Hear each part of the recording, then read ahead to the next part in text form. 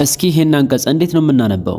ቢስሚላሂ መጅራሃ ወሙርሳሃ ቢስሚላሂ መጅሪሃ ወሙርሳሃ።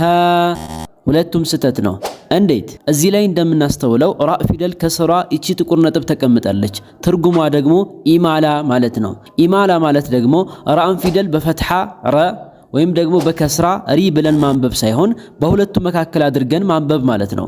ሬ ሬ መጅሬሃ መጅሬሃ ወሙርሳሃ ወቃለ ርከቡ ፊሃ ቢስሚላሂ መጅሬሃ ወሙርሳሃ። ይቺን ሱረቱ ኑር ላይ ያለችውን አንቀጽ እንዴት ነው የምናነባት? ከሚሽከዋቲን ብለን በዋው ከሆነ የምናነበው ተሳስተናል። ይልቁንስ ከሚሽካቲን ብለን በአሊፍ ነው ማንበብ ያለብን። እንዴት ከተባለ ዋው ፊደልን ብናስተውል ከላይዋ ላይ ትንሿ አሊፍ ወይም አሊፍ ሶጊራ ተቀምጣ እናገኛታለን። ይህ ማለት ደግሞ እቺ ዋው የምትነበበው ልክ እንደ አሊፍ መድ ነው ማለት ነው።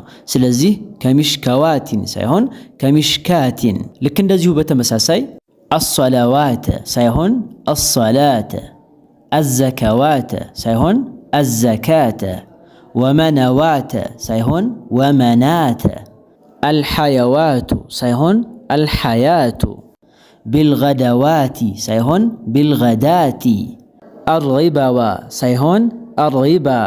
ስለዚህ ዋው ላይ አሊፍ ሰጊራ ወይም ትንሿ የአሊፍ ምልክት ተቀምጣ ካገኘን ዋውን ፊደል የምናነበው ልክ እንደ አሊፍ መድ ነው ማለት ነው።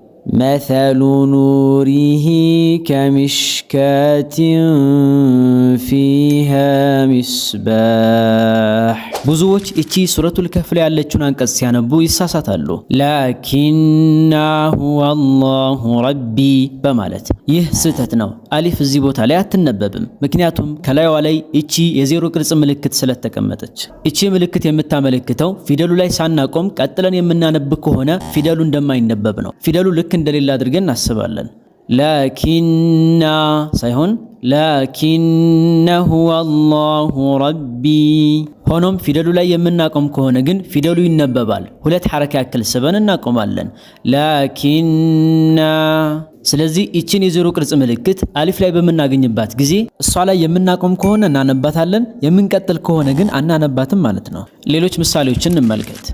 ወላ አነ ዓቢዱን ማ ዓበድቱም ፈቃለ አነ ረብኩሙል አዕላ ወአነ አወሉል ሙእሚኒን። ይህን ሱረቱ ተውባ ላይ ያለውን አንቀጽ እንዴት ነው የምናነበው? ኢላ ወላ ዚመህ ብለን ከሆነ ተሳስተናል። ምክንያቱም እዚች ላም ፊደል ላይ ይህ የተንዊን ምልክት በመኖሩ ን የሚል ድምፅ ጨምረን ማንበብ ይኖርብናል። ኢላ ወላ ዚመህ ሳይሆን ኢላው ወላ ዚመህ ላ የርቁቡነ ፊ ሙእሚኒን ኢላው ወላ ዚመህ ወኡላኢከ ሁሙል ሙዕተዱን። ይህን ሱረቱል አዕራፍ ላይ ያለውን አንቀጽ እንዴት ነው በትክክል የምናነበው? ኢነ ወልየላህ ወይስ ኢነ ወልይላህ? ሁለቱም ስህተት ነው። ምክንያቱም እዚህ ቦታ ላይ ያለው ሁለት ያ ነው። አንደኛዋ እቺ ትንሿ የያ ቅርጽ ምልክት ያለባት ከስራ የሆነችዋ ያ ስትሆን፣ ሁለተኛዋ ደግሞ እቺኛይቱ ፈትሐ የሆነችዋ ያ ናት። ስለዚህ ሁለቱንም ያዎች ለያይተን በግልጽ ማንበብ ይኖርብናል። ኢነ ወልይየላህ ወልይየ ኢነ ወልይየላሁ አለዚ ነዘለል ኪታብ ወሁወ የተወላ ሷሊሒን።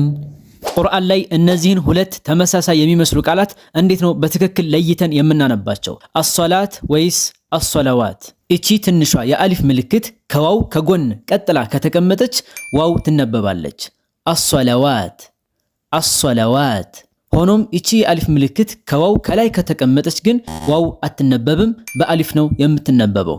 አሶላት አሶላት። ስለዚህ ሓፊዙ ዐላ ሰለዋት ወሰላቲል ውስጣ። ይበልጥ ግልጽ እንዲሆን የተወሰኑ አንቀጾችን እንመልከት።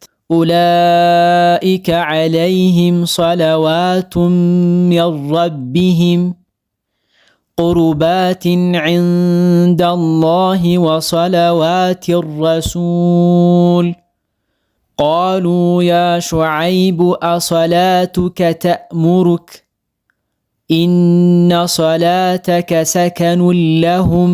ይቺን ሱረቱል ሙርሰላት ላይ ያለችውን አንቀጽ እንዴት ነው የምናነባት?